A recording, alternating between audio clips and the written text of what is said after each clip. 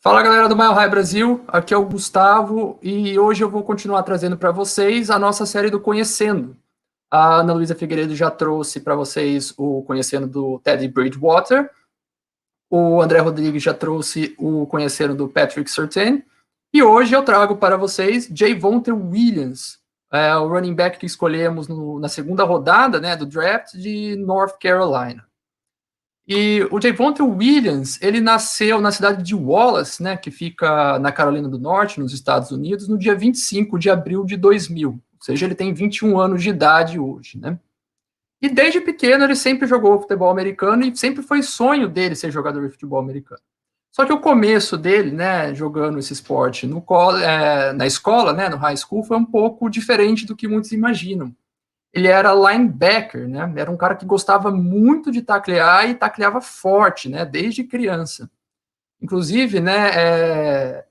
Os pais, né? De outras crianças que jogavam com ele, frequentemente iam até a mãe do Javonte Williams para reclamar com ela que o filho tacleava forte demais e machucava as outras crianças, né? E a mãe dele sempre se manteve forte, deu apoio para ele, porque sabia que, na verdade, isso era um sinal de que talvez ele tivesse futuro, né, como jogador de futebol americano. Então, ela se manteve firme e dava muito apoio para ele. Então, ele sempre foi um jogador muito bom, né, no colégio, e todo mundo imaginava que ele ganharia uma bolsa de estudos no college, né, no college football. E aí, um ano antes dele terminar os estudos dele na high school, ele se encontrou pela primeira vez com alguns scouts, né, do college, e ele teve uma notícia um tanto quanto frustrante, né? Porque todos os scouts falaram para ele que ele era baixo demais e lento demais para ser linebacker. Ele não teria chance nenhuma, né, como jogador nessa posição, e que dificilmente ele iria conseguir uma bolsa de estudos, né? Isso devastou o Javonte Williams, né? Ele ficou muito triste. Ele pensou, inclusive, parar de jogar, né? Que ainda é muito jovem, né? Até que ele recebeu uma proposta, né? Do treinador dele do high school, né? O treinador assistiu vários tapes de jogos do Javonte e teve a ideia, né? E propôs para ele de jogar como running back. Ele virou e falou pro Williams: ó, eu acho que se você jogar como running back, você tem futuro, dá para você ser um bom jogador. O Javonte Williams ficou meio ressabiado, né? Não sabia se ia dar certo ou não, mas acabou topando, né? E para saber se essa ideia deu certo ou não, e iria dar certo ou não, precisou de apenas um snap, porque na primeira vez que o Javonte Williams pegou a bola na mão, ele correu para 73 jardas e anotou um touchdown. E dali para frente ele não parou mais. Ele correu ainda, né, em um ano jogando como running back na high school, ele correu para 2.271 jardas e anotou 27 touchdowns.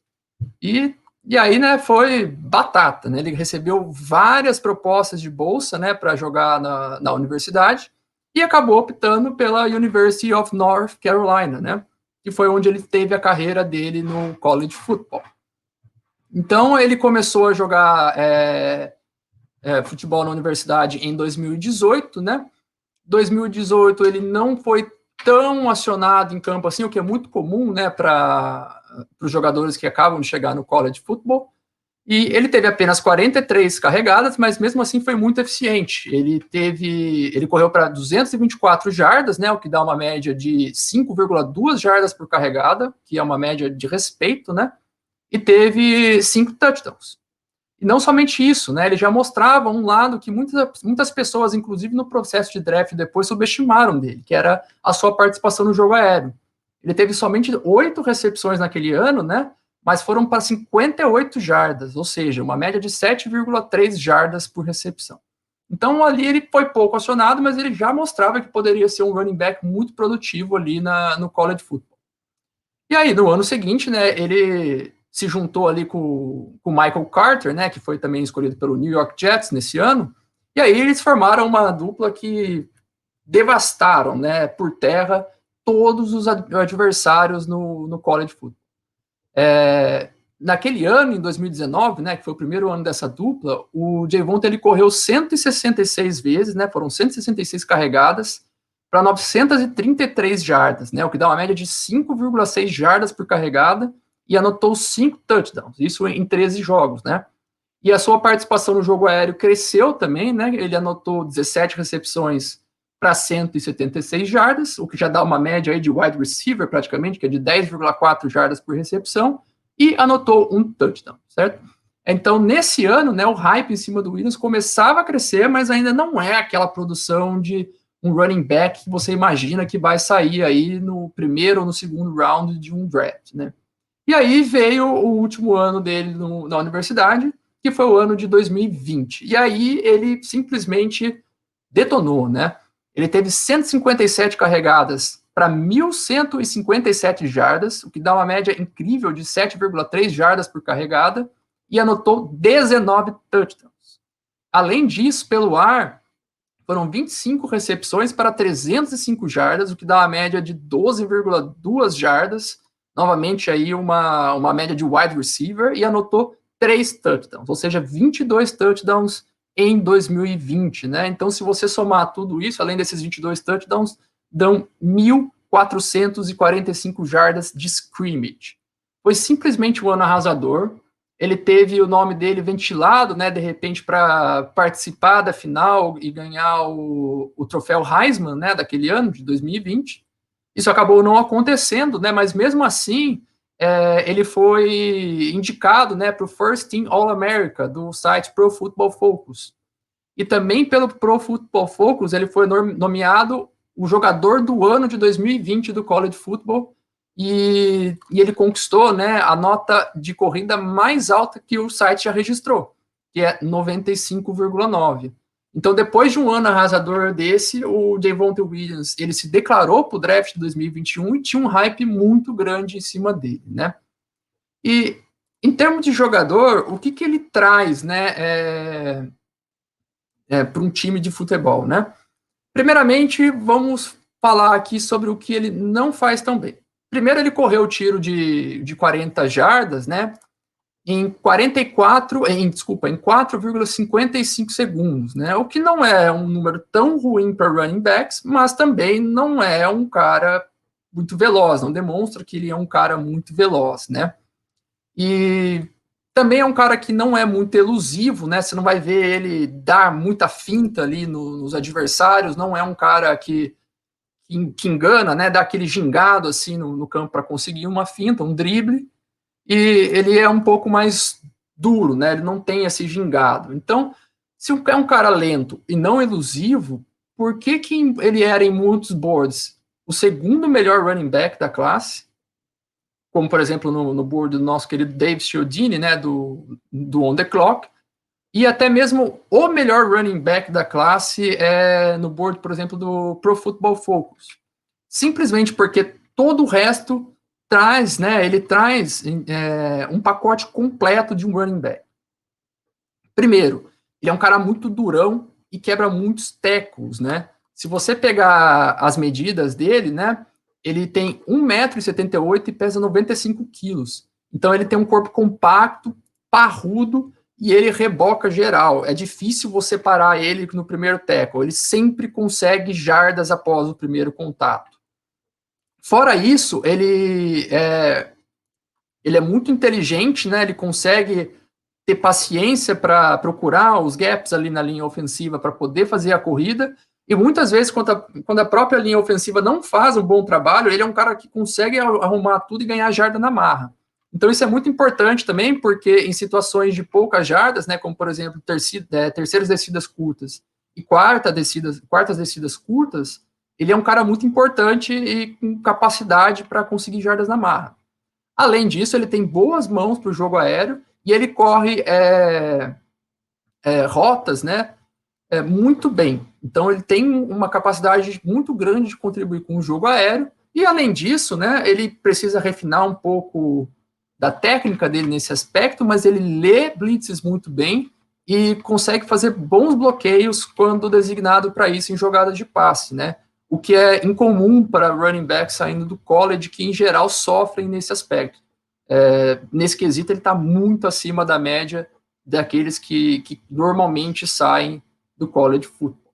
Então, por tudo isso, um cara durão, quebra tackles, inteligente para conseguir para ler e entrar nos gaps, né, que a linha ofensiva dá a ele, arrumar jogadas quando tudo parece dar errado, ele consegue arrumar algumas jardas ali, boas mãos e corre bem rotas e tem boa leitura de blitzes e bloqueia bem para o passe. Então, é um running back completo com tudo aquilo que é necessário para ser o running back de 3 descidas ou até mesmo de 4 descidas na NFL, né? 4 para 1, quarta para 1 naquela situação difícil, você precisa ganhar aquela jarda, coloca a bola na mão dele que ele vai conseguir essa jarda, nem que seja na marra, né?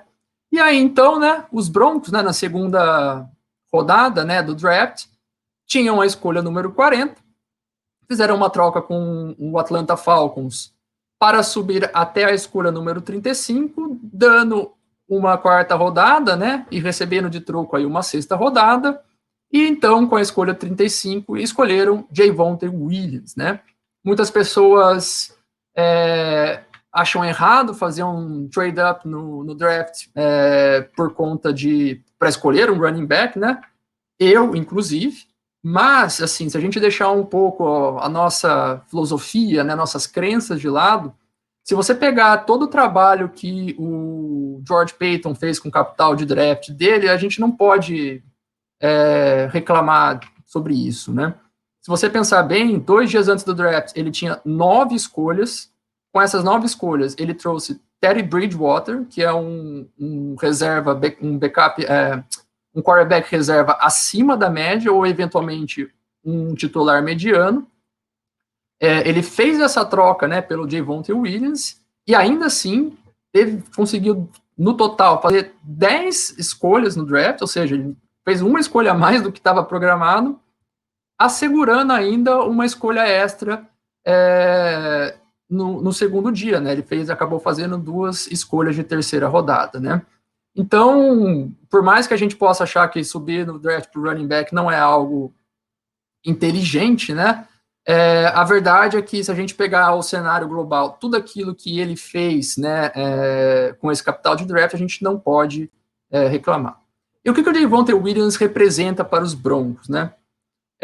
Eu acho que ele pode ter impacto já esse ano, principalmente porque se você pega o ano passado, que nós tínhamos Melvin Gordon e Philip Lindsay, né, quem acompanhou aí a nossa análise de setores, né, que fizemos o ano passado inteiro, sabe que os Broncos falharam miseravelmente em correr pelo miolo da linha ofensiva, né? E, no mínimo, isso o Javonte Williams traz já, instantaneamente. Ele consegue fazer isso de uma maneira muito melhor do que Melvin Gordon e Philip Lindsay. Ele também pode contribuir melhor do que o Philip Lindsay para o jogo aéreo, além de ser um cara que pode ficar em terceiras descidas em campo, porque ele tem a capacidade de bloquear bem para o passe, se para isso ele for designado, né?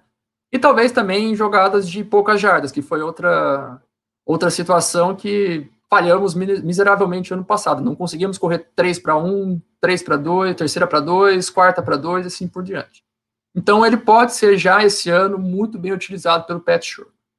E a partir do ano que vem, né, quando se encerra o contrato do Melvin Gordon, eu prevejo ele sendo titular aí, tendo cerca de 60% dos snaps para os Broncos, sem dúvida nenhuma. Ele tem tudo aquilo que um running back de 3 ou 4 descidas precisa ter na NFL. Ele se encaixa muito bem naquilo que o Pat Shurmur gosta, né, de fazer com o running back. Então, eu não tenho a menor dúvida que é um jogador que, no mínimo aí pelos próximos 4 anos, vai ter um impacto muito grande e ser muito, muito útil para o Denver Broncos. Beleza, galera? E é isso, né? Quem quiser aí na descrição do vídeo vai ter o link para o nosso post no site, onde eu coloquei alguns detalhes a mais, né? O post escrito. E também, né? Se inscreva no nosso canal, né? Acompanhe a gente nas nossas redes sociais. Ativa o sininho aí, né? No canal do YouTube para você não perder nenhum conteúdo que a gente produz aqui no site, né? Siga a gente no Twitter, no Facebook, no Instagram, E é isso, né? E se puder, apoia a gente lá no Apoia-se, né? www.apoia.se, /Mile High Brasil. E aí você ajuda a gente a continuar trazendo aqui para vocês um conteúdo sobre o Denver Broncos 100% em português. É isso aí, galera. Até a próxima. Valeu!